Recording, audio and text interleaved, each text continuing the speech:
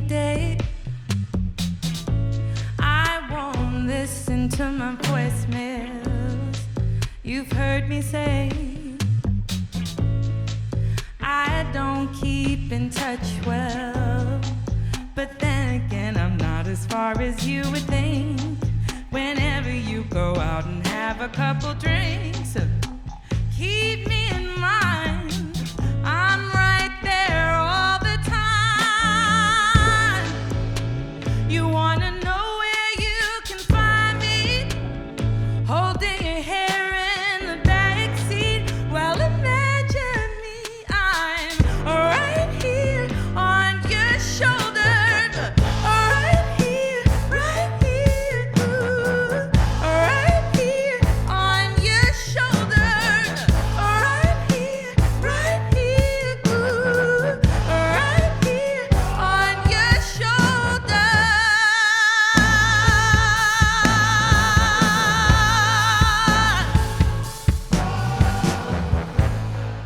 Well, I can be the devious bitch or the angel, not hard to see.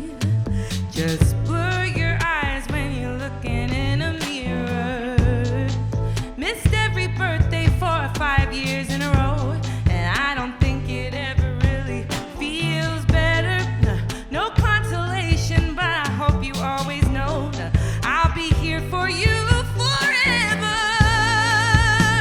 You wanna know where you can find me? It isn't somewhere you can see. Well, you know I'm always right here on your shoulder. Right here, ooh.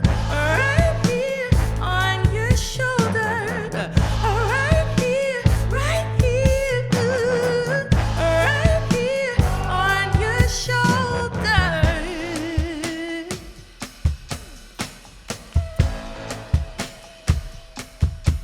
Well, I've lived down the block, I've been over the sea. We've been through a lot, carved our names in a tree. Not always around, but you can always find me right here on your shoulder.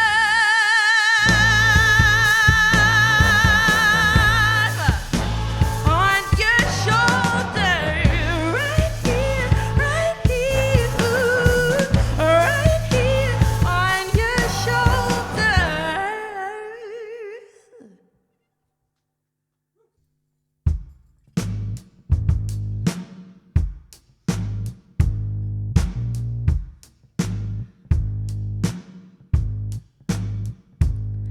I can only show you what I am. Passing notes in every class, and my glass is never full.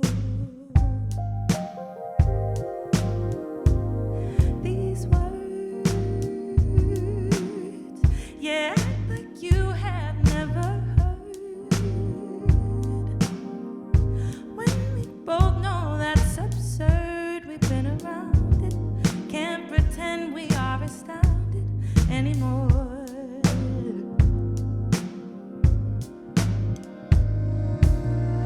Wish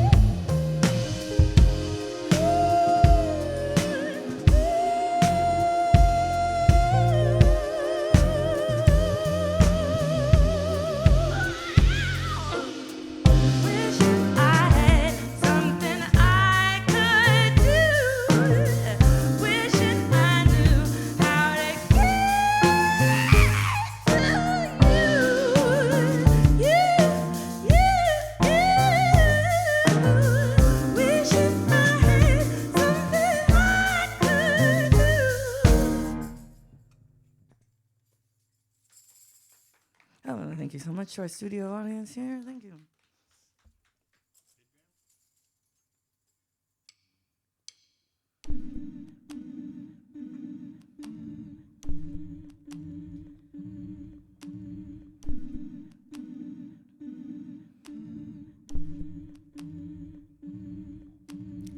There's no use in cutting me loose yet. I beg you, don't leave me behind. Some faces you must forget, but baby, please not mine. On a cold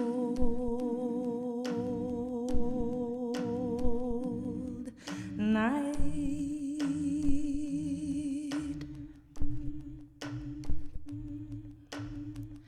feel like I'm out of my own skin, or maybe just my mind.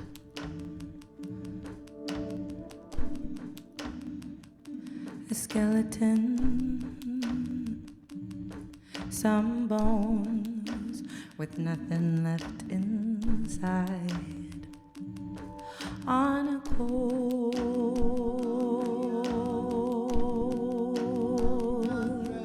night,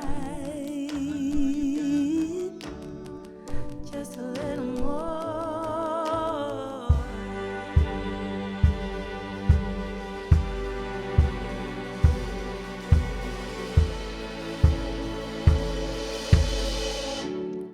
Made you stop the car, got out while it was running, followed me down the block, but still didn't see it coming. Used to only fight like this if I knew I'd win.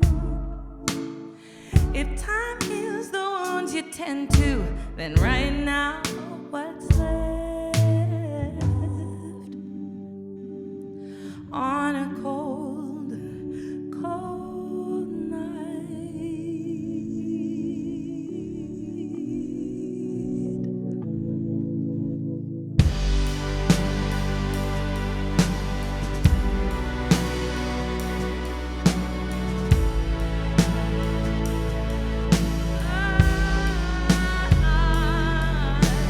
Sometimes you draw back the curtains to let in just enough light. Feel it on my face, and I forget I'm frightened. Then you give me nothing, lose all emotion, forget the past. I leave a track of tears behind me, stepping out.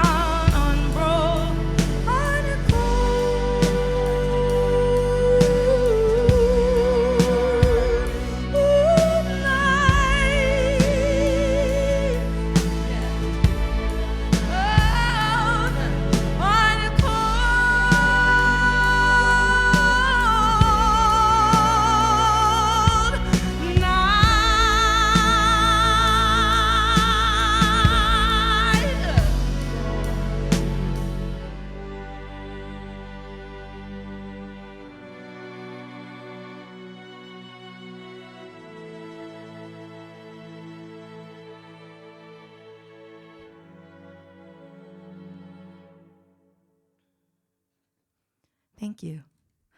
I'm Begonia. This is John Mark Barron. We got Michael Jordan on the drums, and we have Graham Lever on the keys.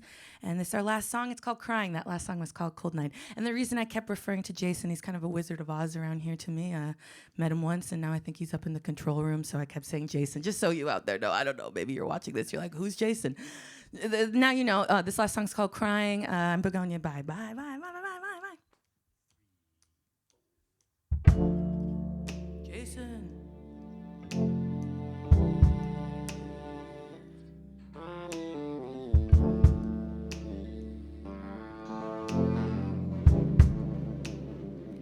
Used to wish I was see-through. Yeah, kids can be so cruel, but no one more than I knew how to make me cry. Now you call me fat like it hurts me. Well, I've turned off my Google alerts, see? 'Cause what's thicker than my thighs is the resolve inside to never let you see me cry. Oh yeah. Well, I don't even cry no more.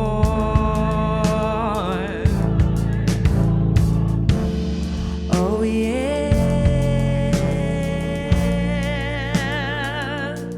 Well, I don't even cry no more.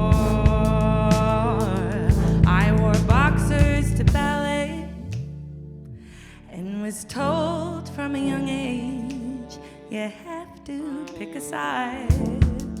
That always made me cry. Still searching for ways to define 10 too far that's all lit up inside. And if you doubt me, well, that's fine. Because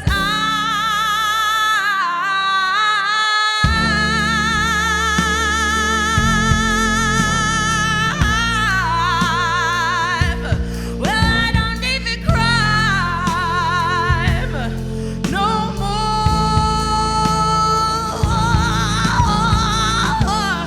Oh yeah, yeah. Well, I don't even cry no more.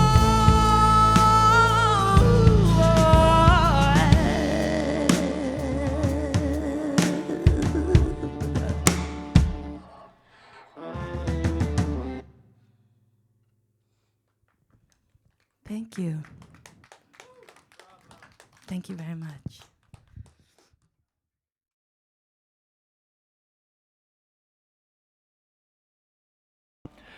Welcome back to Focus Wales at Wrexham University, and joining me now on the sofa is another Canadian. This time it's Begonia. Hello. Welcome to Wrexham. How was the gig?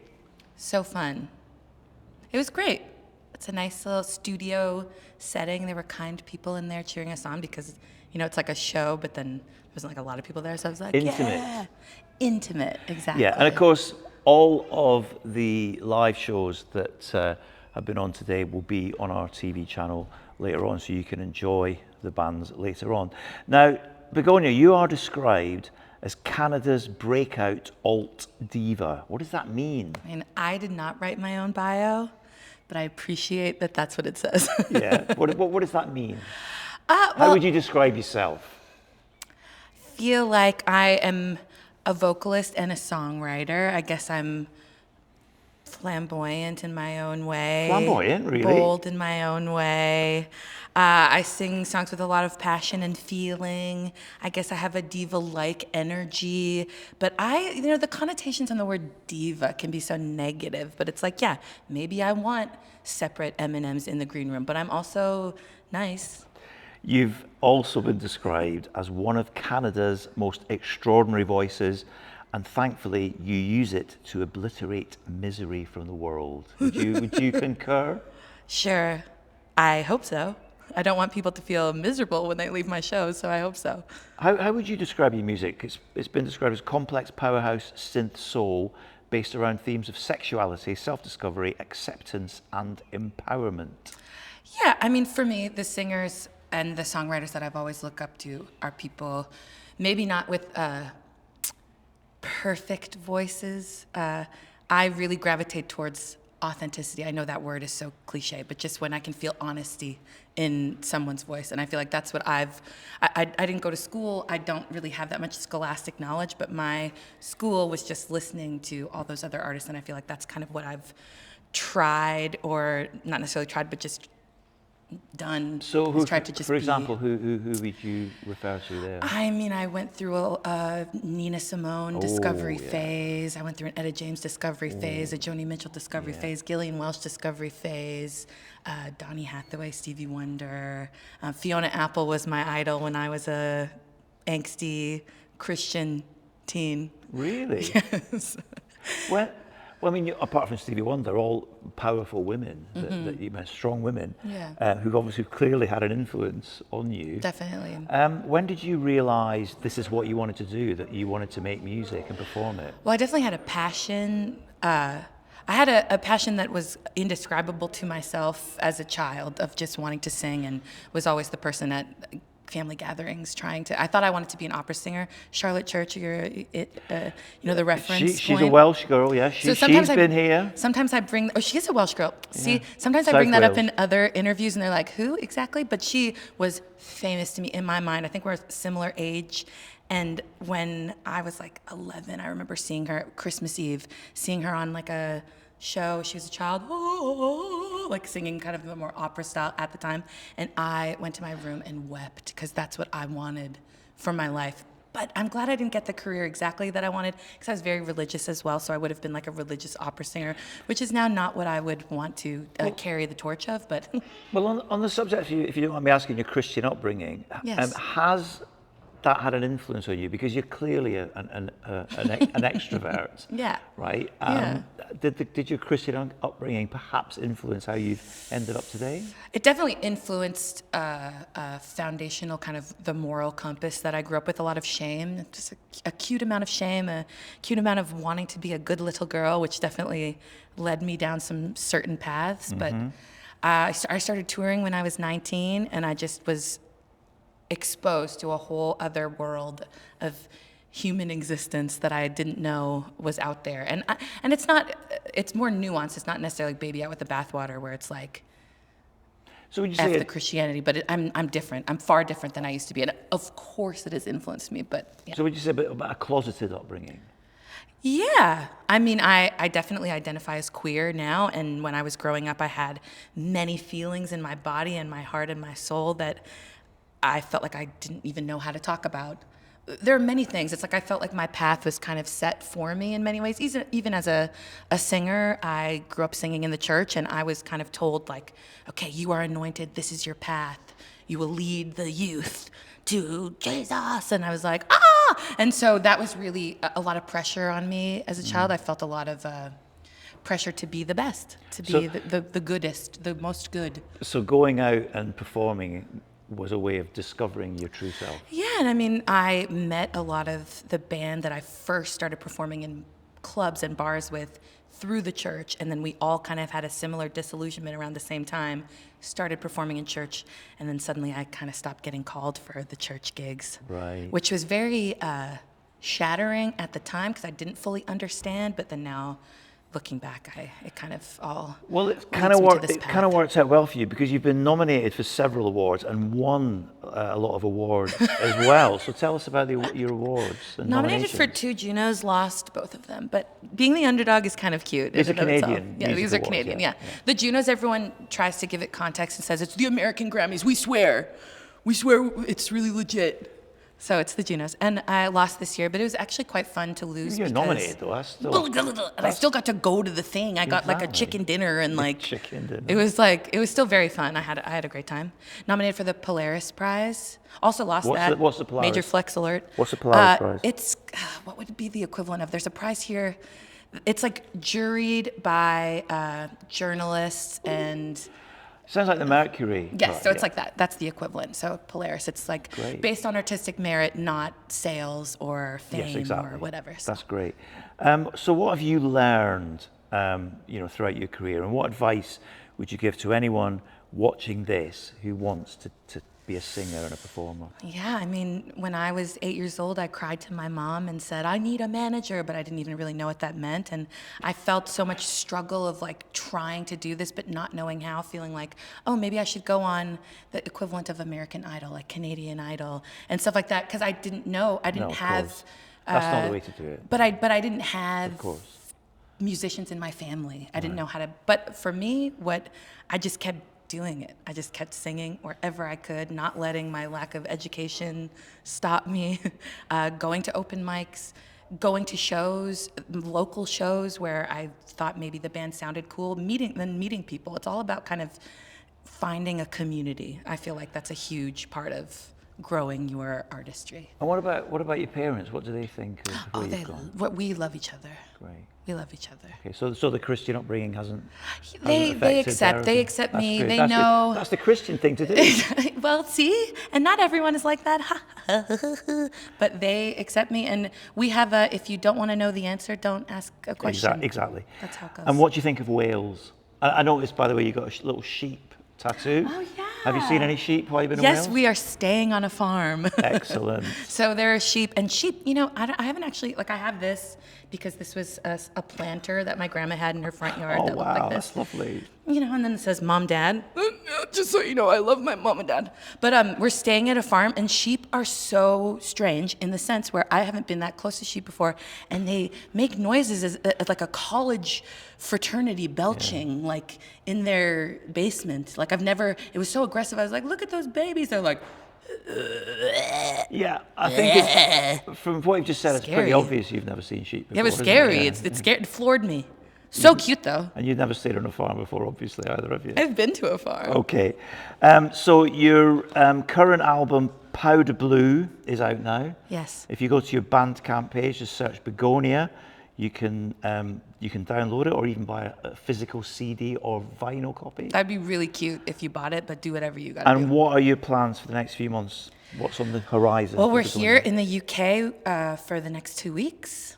And then for the next few months, it's just kind of starting up spring, summer touring. So if you go to my website, hellobegonia.com, you'll see kind of some of the dates we're doing. And then I'm just trying to get in the headspace to write another album. Maybe. I'm sure you will. Begonia, thank you so much for joining us. Thank you. And enjoy the rest of your stay in the UK. Thank you.